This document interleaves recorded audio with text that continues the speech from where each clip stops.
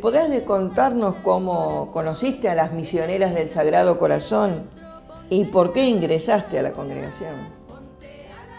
Bueno, fui exalumna, soy exalumna del colegio, Madre Cabrini de Rosario. Ahí conocí a las hermanas, pero no tenía nada de que ver con mi vocación porque me escapaba cuando me decían. Después, un día, estando en casa, estaba leyendo una lectura sobre misioneras de China. No eran nuestras misioneras, otras. Y me entusiasmé, digo, y entonces por la noche casi no pude dormir y al día siguiente digo, mamá, ¿me dejás ir a visitar a las hermanas, las nuestras, de Cabrini? ¿Cómo? Sí, me voy a quedar una semana con ella. Y fui, y no sé, sentí un entusiasmo, una alegría de haber estado, y todavía no regresé a casa. De esa vez nunca más me fui a casa. Por supuesto que después iba a visitar, ¿no? Y ahí ingresé con no sé, fue una llamada de Dios por medio de una revista que estaba leyendo. Y ahí entonces les dije a las hermanas si podía ingresar. Era muy joven, tenía 16 años, y entonces no tenía permiso de mis padres para ir al noviciado, tuve que esperar 4 años, y me quedé, hice toda la primaria ahí, y después, como no había secundaria, me mandaron acá, a Buenos Aires. Pero me pusieron la capita el 1 de junio de 1950, es cuando postulante, ¿viste? Postulante, ¿no? Sí. Y bueno, y ahí ingresé y ahí quedé. ¿Y cuando ingresaste conocías algo del carisma de la Madre Cabrini? No. Repetí la pregunta. No conocía nada del carisma de Madre Cabrini, porque no sé si éramos nosotros las que no entendíamos, pero teníamos reflejo en las hermanas lo que podía haber sido Madre Cabrini, por el ejemplo que nos daban. Su testimonio de vida. Por la vida de ella. ¿Y cuál era, podés hacer así una síntesis de todos los lugares que fuiste misionando en Argentina, pero también estuviste fuera de Argentina durante mucho tiempo, en otras misiones? Bueno, primero estuve en el centro, Santa Rosa Centro, como postulante para terminar mi secundaria. Después, como no tenía la edad para viajar a Italia para recibirme religiosa, me seguí quedando en el centro. Y en el año 1956 me mandaron al noviciado, y en el 57 regresé. ¿Y a dónde fuiste al noviciado? En Italia, Ospedalieta y Liguri, un lugar hermoso, y que lo recuerdo. Y después de allí estuve un tiempo más en Santa Rosa Centro y me mandaron al noviciado. Bueno, ya lo dije. Después fui a Caballito. No, disculpe, me equivoqué ahí. Me mandaron a España. Tuve 5 años en España como docente, ayudando a las pupilas, que había muchas pupilas, dando catequesis y haciendo trabajos así de hogareños en la comunidad. Y ahí estuve 5 años en Madrid y 6 meses en Bilbao. Y en Bilbao estuve ayudando a las hermanas, porque ahí no tenían... En Bilbao no había colegio. Ah, ¿no había colegio? No había. Después sí, después cuando pusieron colegio. Bueno, de Bilbao me mandaron a Nicaragua. En Nicaragua estuve 14 años, donde fue la misión que más me impactó en mi vida, que la llevo en el corazón, porque donde se vivió feliz y con mucho dolor al mismo tiempo, porque había mucha pobreza. Y nosotros nos dedicábamos, teníamos colegio y teníamos pupila también, que venían de otros lugares donde no podían seguir estudiando. y cuidaba también, ayudaba a cuidar a las pupilas. Íbamos a trabajar después por la tarde con familias humildes, ver las necesidades que tenían, tanto material, espiritual, por supuesto. Y después nos vino el terremoto. Ya las pupilas habían desaparecido porque había temblores tan fuertes que las pupilas desaparecieron. Se fueron, los padres las llevaron. Entonces pasamos el terremoto donde quedó Managua escombros, nada más. Cadáveres, heridos y mucho dolor. Y ahí donde nosotros vivimos lo que vivieron ellos, el dolor de las muertes, dolor que se quedaron sin casa. Y nosotros salíamos a las 5 de la mañana para ver si podíamos ver bajo escombro algún cadáver que se movía o algo, cadáver de alguna persona que todavía estaba con vida. Cuando veíamos eso, corríamos al socorrista para que lo vengan a sacar. Y eso se vivió, pasábamos hasta las 6 de la tarde, 7, volvíamos a casa, a veces sin comer también, porque ahí no había dónde, y nadie te iba a invitar a comer tampoco, porque las pobres estaban como nosotros. Y después pasó el terremoto, bueno, se construyeron, mandaron casa prefabricada de Estados Unidos que se lo apropiaron los militares para vivir ellos y no se le entregaron a los pobres. Y ahí fuimos a hacer una denuncia. Pero eran los militares los que se lo habían sacado, que así no podíamos. Y algunos entregaron las casas y otros nos uníamos a los que podíamos hacerle un hogar, algo para las criaturas especialmente. Muchos alumnos nuestros murieron también bajo los escombros. Y con el terremoto, ¿tuvo problemas en uno de los colegios nuevos que se habían inaugurado nuestros en Nicaragua? Con el terremoto sí tuvimos unos problemas nuevos. Teníamos el colegio antiguo, donde estuve más yo, y el nuevo que se iba a inaugurar en marzo. El terremoto fue el 22 de diciembre. El día de Macabrino. Sí, y después y se iba a inaugurar el 15 de marzo, así, inaugurar todo ese colegio nuevo. Pero el terremoto se llevó ese nuevo, pero el viejo quedó, el antiguo quedó. A las 2 de la mañana fue el terremoto. Y ahí cuando llegamos para auxiliar, a buscar a las hermanas, sacarlas de ahí porque estaban también mal, encontramos las hermanas muy mal, entonces con una camioneta las llevamos a Diriamba. Lo único que encontramos eran pollos tirados porque se acercaba Navidad, habían comprado pollos, qué sé yo. ¿Y te tocó también la época de la guerra de Somoza vos? Me tocó también a mí la guerra de Somoza, que eso fue ya después del terremoto, en el año 1900, 1900, espérate, no importa. Bueno, en 1959, 50, no, 60, 60, 60. Ahí sí fue muy brava la cosa, porque nosotros en el terremoto nos podíamos mover de acá para allá, nadie nos decía nada. Ya en la guerra, como estaban, estos dos estaban sandinistas y los militares, que estaban haciendo su guerra, y ya teníamos miedo nosotros también. A mí me pararon 2 veces en la parada de colectivo y me revisaron todo el bolso que tenía. Y encontraron y digo, mire, no lo vieron. Este es mi arma, señor. Era un crucifijo que yo llevaba. Mírelo bien. Y acuérdese de nuestros hermanos que están matando, le dije.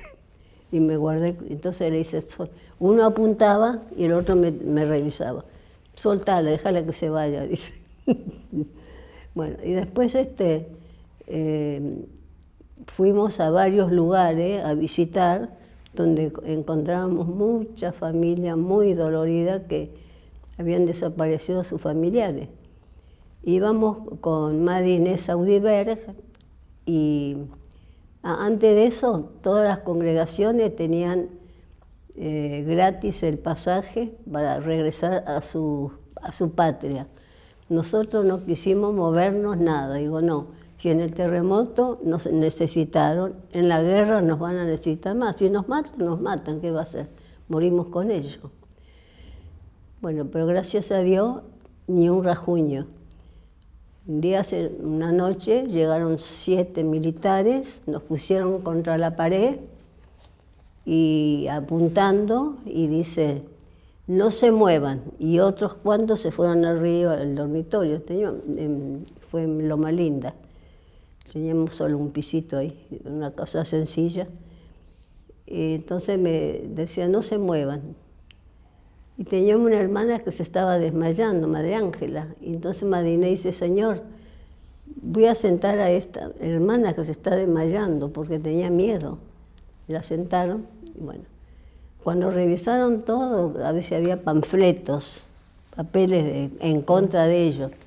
No encontraron nada, porque nosotros no íbamos a favor ni de uno ni de otro. Ayudábamos al que venía, tanto los militares como los sandinistas. Y entonces después nos abrieron la heladera, se llevaron todo lo que había dentro de la heladera. Bueno, nosotros nos quedamos mirándolo como se iban. Pero tampoco no nos lastimaron, pero sí nos llevamos un buen susto. Y después de Nicaragua volviste a la Argentina y cumpliste misiones. Sí, después de Nicaragua, no, estuve en Guatemala también. Ah, en Guatemala estuve 3 meses, 4 meses, para que pasara todo ese miedo del terremoto, de la guerra, todo lo que había pasado ahí en Nicaragua. Nos llevaron como a descanso a las hermanas.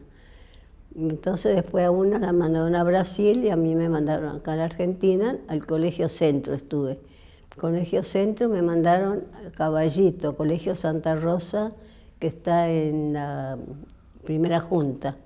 Ahí estuve como 10 años trabajando, como docente, así como ayudante también. Me pusieron de directora un tiempo.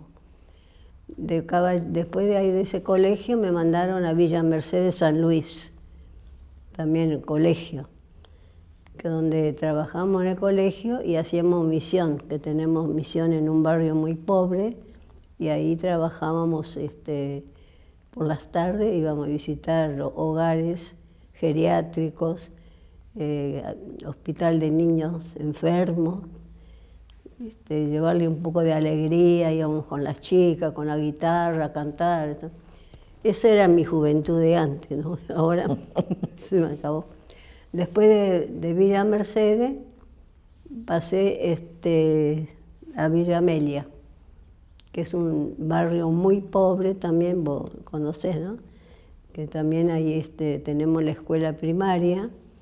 Y ahí trabajé también en la escuela y también trabajamos con la gente muy humilde, que había niños que los demás colegios nos ayudaban con los uniformes, con comida, con ropa y todo, y íbamos a llevarle nosotros a la familia, para que no le faltara algo, lo que le faltaba. Y a enfermos también.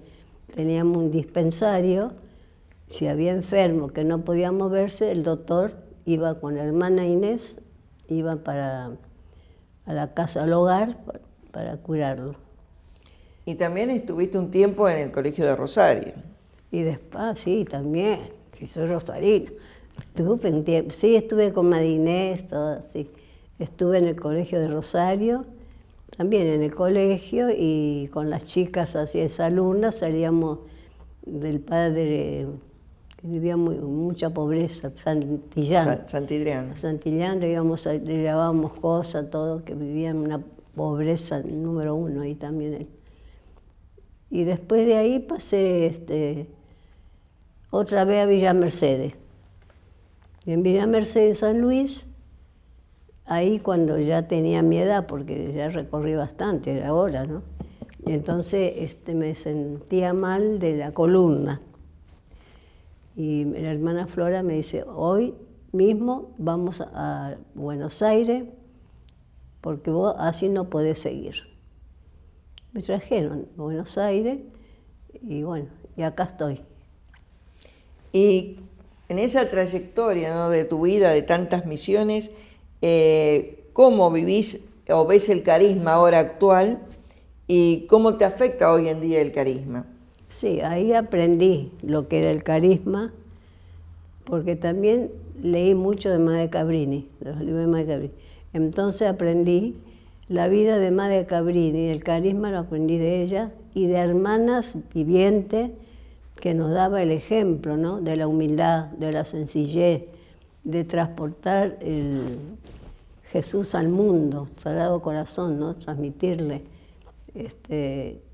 de la sencillez que tenían las hermanas y la humildad, y eran hermanas muy preparadas, no eran hermanas pobrecitas. Después había otras que eran más sencillas, y las que nos hablaba de Madre Cabrini.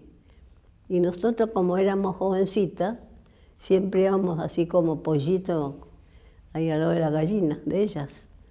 Y ahí aprendí el carisma, cómo vivirlo, que todavía Madre Cabrini le digo siempre, dame más Madre Cabrini porque todavía no, el carisma me falta mucho todavía, lo que vos viviste tu vida, los recorridos que has hecho, lo que has sufrido, la enfermedad que tuvo, tantas cosas. Por eso, como decía el padre esta mañana, que en la enfermedad hay que llevar la alegría. Cuando uno está enfermo, dar alegría para ayudar al otro que está enfermo. Uh-huh. ¿Y cómo fue tu vivir en las distintas comunidades que pasaste, con las distintas hermanas que estuviste conviviendo? Y bueno, vivíamos como en familia. En familia, en las comunidades por las cuales estuve viviendo, era una familia. En cada familia siempre hay algo negativo de ese tema. Mejor una discusión, una cosita así pasajera. Pero yo siempre me acostumbré a la comunidad que me mandaron. Y siempre fui feliz. Siempre con el estandarte de Madre Cabrini fui feliz. No sufrí por las hermanas. O sea, que me han hecho sufrir. Y yo trataba de también ayudarles en por lo más posible que uno podía. Y si viniera alguna joven que quiere ingresar a la congregación, ¿qué le dirías a esa joven? Me parece, para las jóvenes, no sé si hay otra pregunta. No, sí. Bueno, es convivir un tiempo con distintas comunidades con nosotras, porque nosotros debemos conocer a la joven bien y la joven conocernos a nosotros, la vida que llevamos como misionera. Por ejemplo, acá somos ahora todas ancianas, otros lugares van a las misiones, otros lugares están en los colegios, y ver no solamente el trabajo, sino el ejemplo que debemos dar nosotros a la joven. Entonces el Papa tiene razón cuando habla de la necesidad de la intergeneracionalidad. Sí. Que el joven se tiene que acercar al anciano y el anciano al joven. Al joven, sí, eso lo leímos bien. Bueno. Sí. Es importante la intergeneracionalidad porque el joven tiene que conocer al anciano, el andar del anciano, ¿no? Y mostrarnos alegre, no mirar, mira quién viene, que ya tendrá vocación, será buena, no, de un momento alegre. Y nosotros atraer a la joven con nuestro ejemplo de vida. Y como decía también anteriormente, estamos con dolencia, no demostrar, no, alegre. La alegría transmite alegría, la tristeza transmite tristeza. Uh-huh. ¿Y cuáles son las mayores fortalezas que vos ves que tiene el instituto? Ahora yo la veo la mayor fortaleza que tiene el instituto, ver estas hermanas heroicas que están trabajando en distintas misiones, que no se echan atrás, que están en África, que están en cualquier parte del mundo que tenemos. Ahí están jóvenes que se llevaron de acá de Argentina, ¿no? Que están trabajando también. Hasta se han enfermado por estar allá, por ejemplo, los de África, todo. Y yo veo eso, el heroísmo de las hermanas. Y entonces que esto fortalece, como dijo Madre Cabrini, el instituto nunca se va a acabar. Con una hermana va a seguir, dice. Y eso es lo que me quedó a mí en la mente. Pero nosotros acá somos las columnas para todas estas hermanas por medio de la oración. Eso es lo que le decía a la joven también. Espíritu de oración también, de humildad, de sencillez, todas esas cosas. Es decir, que todas las hermanas mayores son la columna del instituto en este momento. Que las mayores perdón, del instituto somos las Madre Cabrini, es eso. Ustedes son las columnas del instituto, manteniendo a todas estas misiones por medio de la oración. Y ustedes al mismo tiempo están haciendo esa misión, porque estamos con ella, como lo estamos haciendo ahora, con el capítulo que rezamos, que estamos unidos a ustedes, así, en todo momento. ¿Y qué mensaje darías en este momento espontáneamente a las hermanas, al instituto, a quien, bueno? Bueno, el mensaje que yo daría ahora a las hermanas del instituto, que no se cansen, que sigan adelante, que nosotros acá, esta comunidad, la vamos a seguir sosteniendo con la oración. Yo le diría que con mucha fortaleza, como decía Madre Cabrini, abran la sala y sigan adelante, que Jesús va a estar siempre a su lado. Nunca las va a tirar, las va a agarrar de la mano para acompañarlas. Muy bien, hermana Josefina, muchas gracias por este momento, por esta entrevista y por todo el enriquecimiento que da el instituto. Gracias. Gracias a ustedes, un gusto de conocerlo.